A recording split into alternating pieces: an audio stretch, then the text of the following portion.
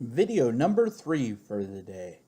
And this one's going to be another off topic, um, but I thought it was appropriate. One of the things we forget about as preppers, and many of you have probably thought about it, but may have put it on your back burner, is how about fire hazards at your retreat?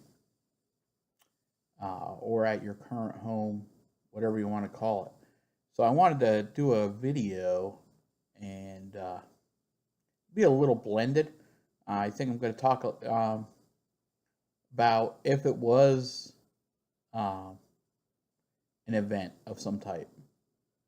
Are you prepared to set up people to do fire watch on your homestead, your own home, whatever you want to call it? And I figure I'll do a little bit of talking about that. I am far from knowing all there is about the fire watch and stuff, but some suggestions I came up with, things I thought about, hazards I thought about, stuff like that. So, fire watch can be day, night, whatever. The main objective is that person or persons, depending on how large of a area you have, is doing other work besides looking for fires. They're also going to secure items that could be hazards, look for dangers, stuff like that.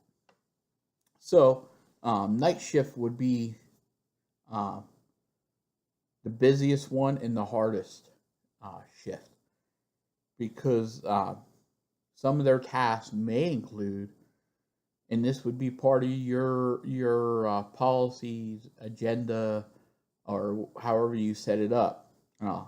Making sure that all buildings are properly stocked with firewood, adequate for maintaining the heat. Because if this was a grid down, you're going to need the wood to be able to start fires. Their job is to make sure that it's adequate. Meaning they go in and make sure there's wood there. If it's low, maybe they can restock it.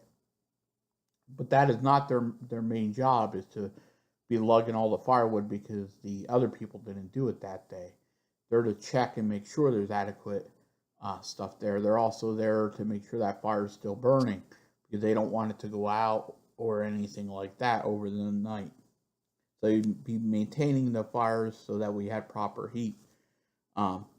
If it was summertime, maybe using solar fans at night versus ceiling fans, stuff like that, because the solar fans are going to use probably less electricity or solar power. If it's cool enough at night, maybe they can turn off the fans or use box fans in the windows to try to move air around. Another thing I thought about would be, how about the animals? Are they secured? Are the chickens locked in? And do they need the lights on for certain animals? Certain animals you gotta have some type of light for.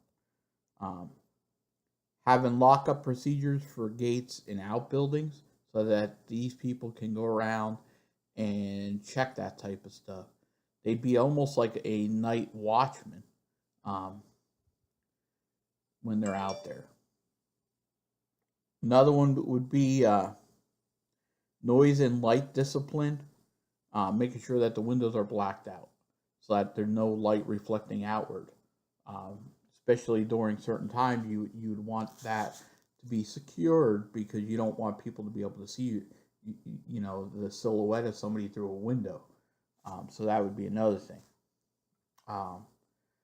Another thing that we may have discussed or you may have seen in videos is the vehicles, making sure they're ready to go if you need to get out.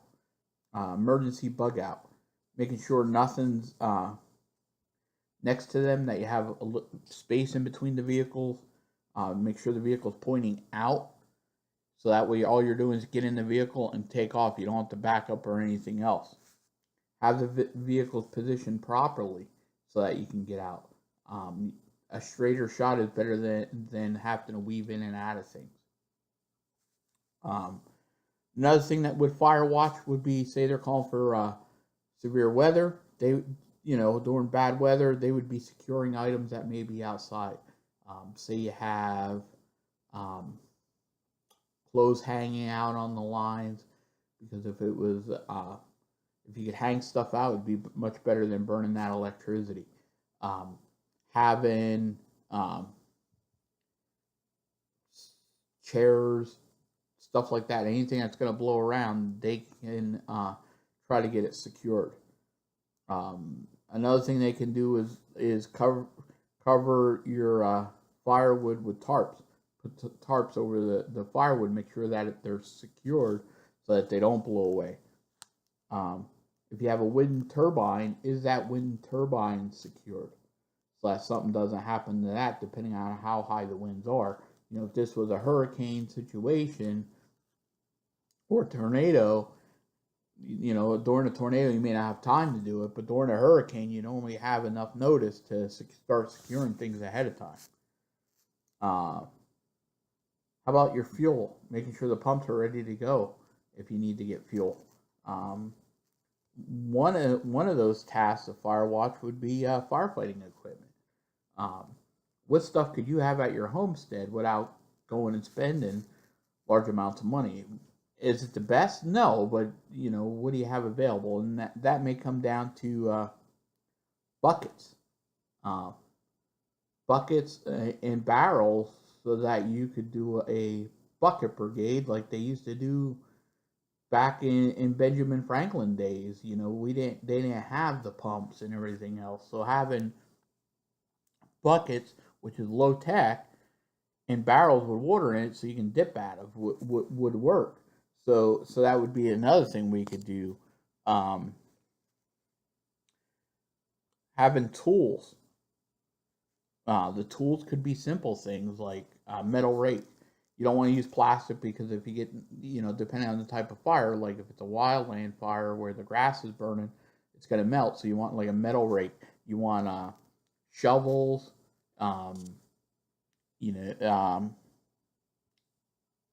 maybe saws. So if you have to cut trees and you know what you're doing. If you don't start cutting trees unless you know what you're doing, because there could be hazards with cutting trees and somebody could get killed. Especially if that tree snaps because there's a dead part of that tree. Hoses. Being able to run hoses out, garden hose, or if you have capabilities of picking up old industrial hose from a plant or whatever, using that to be able to string a water line out would be a good suggestion. That could run off of a pump. It could run off of a tank, whatever you have available to flow water through it. Having extinguishers. A minimum you should have is an ABC fire extinguisher in your house. So if something catches fire, you can put it out. Is another option out there. It's not the best, but it's made for a temporary knock of the initial fire, and hopefully it goes out. If not, once that extinguisher is done, get out. Don't go for a second extinguisher. That's how people die. You go with one, you try to knock it, and then you're done. Because if you wait too long, that fire doubles and triples every few seconds. What I would also maybe look at doing is getting a certain color helmets for your fire people. If you have the capabilities. Maybe make them red or something that stands out, so if there is a fire, those people are trained and able to fight the fire. Another tool that you can use and people forget about is leaf blowers, like your backpack leaf blowers, because during wildland fires, that's what we use. You can blow away the leaves from the building and try to knock the fire down as you take the fuel away. And they're powerful and they do work. So that's another thing you can do with that. Some other things that you got to watch out for is if it's in a house or your retreat, how many floors up does it go? Do you have a way to get those people out of that room, or do they have to jump? Do they have an escape ladder or an escape rope or something that they can get down from the upper levels if it's 2 or 3 stories and there's no ladder or anything there that they can get off onto so that they don't fall that height. Um, Another thing to worry about with homesteads is if you're taking that hay, your grass, and making hay, that it's dry before you try to put it in a building, because if not, you can get spontaneous combustion from the hay if it's too wet. Another thing you can do around your property, if you suspect a major fire hazard, is get anything that's combustible that's against the building away from it. If you have a stack of wood against your retreat, move it away from that building, because that's a fire hazard. If that wood pile catches fire, that's going to allow that fire to spread quickly. You may not have enough water on the property. Some other things to think about with that is the hazards with fire. The smoke alone. Do you have a handkerchief or something to cover your face to prevent you inhaling all that smoke? What type of footwear are you wearing? During the brush fires and wildland fires, having a good boot on. And a few people may disagree with me, is one, I don't want be wearing sneakers, flip-flops, or whatever else, because they can melt with the heat. I want a good leather work boot. The big thing is with those leather work boots, a lot of times I don't want the steel shanks or the steel soles in them, because if the ground's that heated, that metal can heat up and burn you inside the boot. So you want to be careful of that. And if you're wearing boots, having proper socks, because if it's, your feet are sweaty, they can start causing friction burns, which can cause blisters from the rub in the boot, to your skin. So you want to be careful of that also. Another thing you can do is pick up those like 250-gallon totes that you see. Sometimes they have chemicals in them or whatever else. But if you can get them clean, you figure 250 gallons, maybe they're bigger, maybe they're smaller.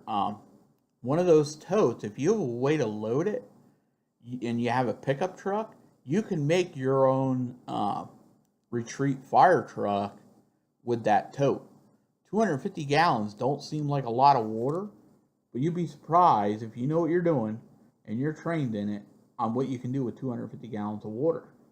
And put it in the back of a pickup truck with some hose. You can try a gravity system, because along the hose is lower than the tank, it's going to flow water. But realize, if I can get pressure into that hose, it's going to do a much better job than no pressure. So, you got to look at that type of stuff if you're trying to build your own retreat fire suppression system. Plus, you can take those totes and stack them, link them together, and now instead of 250, you have 500 gallons, or, put an above ground water tank in. Just an example, a 20-foot round pool or whatever size approximately, that could be another 9,000+ gallons of water sitting on your retreat if you need it. It's recreational use, but during a fire, if you need it, use it. Go out and pick up a pump. And the biggest thing, people think that you need a volume pump. You don't. With homestead type stuff, having a pump with pressure is going to be more key. It's not always on the gallons per minute. It's going to be able to deliver that water with some pressure to it. So you want to be prepared for that. So that's just some of the things that you need to think about when you're looking at fire issues on your homestead that we don't think about. Same way going out and pre-cut stuff. Cut the gardens, if you have a lot of weeds and grass, keeping things trimmed back, so if you do get a fire, you don't lose that type of stuff. So now to get back onto the fire watch stuff, what else can that person do is also have that person check in on your radio watch Powering off. So they can go in and check on the radio watch person, give them a break if they need.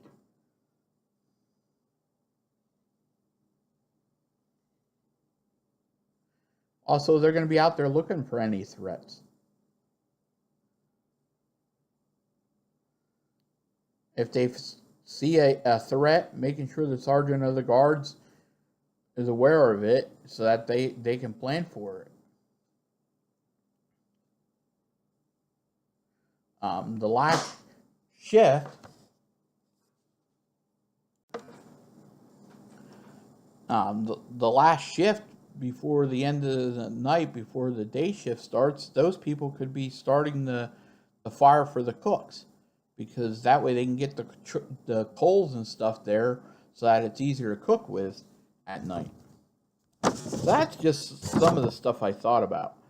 Some other things to think about with the nighttime, some of the things you would need would be 1, a fire watch. 2 would be a stationary security force, maybe at your key gates or stuff like that, whatever. Having a roving security, probably a 2-person team out patrolling. It could even be more than 2. But being a single one is sometimes more of a risk than having more than a 1 person. Somebody working radio watch, and then you always need somebody to play sergeant of the guards, so that if there's a threat, they get notified and they can sound the alarm. So that's just some of the things I've thought about with fire stuff. And the next thing that we don't think about is, in a grid down situation or a disaster, how are you going to alert the people on your homestead that there's a fire? Do you have radio communications? Do you have, a certain bell system that you have a large bell that you can ring, or a gong, or something that, if it's a fire, it's so many bells. If it's a threat hazard, it's so many bells, or whatever. But how do you notify these people that there's an incident so that they can respond, and who responds? So it's just things to think about, having different types of extinguishers if you can get them. Like me, I have 2 different types. I have an ABC that I keep. That's a 10-pound extinguisher. I also have a 2.5 gallon water extinguisher. 2.5 gallons of water doesn't seem like a lot, but you'll be surprised how much fire that will put out. And that's not just outside fire. That means in a house fire, going into the building, and you come upon the fire before you get to before you totally locate it, you run into it. You can try to possibly knock it down, be able to close the door, keep that fire in check until you get more resources there. And the other thing is are you willing to help your people around you or the next homestead over? Because if their place is burning, will it extend to your property? Same way as if their woods are burning, can you cut that fire off? Having fire breaks. If you get large grassy areas, do you have a hedgehog, I think it's called, being able to cut that grass down to give you a space in between? That's the type of stuff you got to think about. Stuff you can add to the water to make it go a little further would be like Dawn dish soap. Sometimes it acts like a wetting agent because it'll make it stick to things. And realize that if you have an ABC fire extinguisher, yeah, it will knock the initial fire down, but like with wood, paper products, stuff like that, there's still a lot of heat in that, so the powder may only knock it down initially. You may need to follow it up with water to totally put that fire out. So that's things that you have to think about when you're looking at homesteading. So hopefully this helps a little bit. If you have questions, feel free to let me know. but realize this is far from being the expert topic on fire watch and stuff like that, but realize my background. I'm going off of stuff I've been involved in, and most of you know that I'm involved in the EMS side. Maybe not many of you realize that I've been involved in the fire service. Just some of my background is I've been doing this since 1984. I've taken well over 1,000 hours of fire training. And that includes going to national conferences and everything else. It's where I've learned about fire, learned about the hazards. I've seen what it does. When people talk about wildfires, here in PA, 100 acres is considered a major fire for some people. Some of the bigger ones I've been involved in Pennsylvania have been 1,000+ acre wildfires here in PA, which you don't hear of often. But there's a lot of hazards to that, and if you're going to fight a fire and the fire's getting large, do you have a way to get away from it? We don't think about having a plan for an escape route if you need it, if you're fighting that fire, but that's things you got to think about. And if this is a bad time, is 911 going to even show up? If it's the end of the world, is somebody going to come out with a fire truck? Or are they going to say, you want the fire truck, you're paying for it. What do you got for us? What's it worth to you for that fire truck to come and protect your property? Are they going to barter for that type of stuff? So that's things you got to think about when you're out there. And what are you going to do? Wildfires can get crazy. I've been involved in wildland firefighter. I was a wildland firefighter here in Pennsylvania. I was part of a local forestry crew where we would go anywhere in the state of Pennsylvania if we were requested. And people don't realize it's a task that has to be accomplished in a timely manner, but you got to do it safely. So hopefully this makes you think a little bit. Like I said, if you have questions, feel free to drop me a line, comment under the video, whatever. Send me an email. I'll try to answer questions. I can tell you ideas we had when I ran with the fire department before we had the fanciness of brush wildland trucks like we do now, when we were using pickup trucks with 55-gallon drums in the back and piped together, and that's how we ran our wildland equipment back in the days, because we didn't have all the fanciness. So if you have questions, let me know. This is going to be Rescue Boss. I'll be signing off this almost 25-minute video. Figure that's long enough. I just want to do one thing, though. If you're watching my videos, please, if you can, reach out to Southern Ohio Preparedness, better known as SOP, that I call him. Reach out to him. His other nickname was Grumpy back in the day. Reach out to his YouTube video. Give him a thumbs up, a like, if you watch his videos. We're trying to help him out to try to hit his goal of 200 subscribers, because I think it would be a cool thing. So if you get a chance, go over and check his webpage out. I'll try to put a link, if I can figure out how to do that, in my box below everything, and with a link to his page so that you can go check him out. He's a real good guy. Has a lot of knowledge on different topics, does a lot of reviews, and also does some of this prep and stuff with his son. So if you get a chance, reach out to him. Thanks, this is Rescue Boss. I'll be signing out on the 8th of February at 11:51 a.m. a.m. Thanks for watching. God bless. Take care.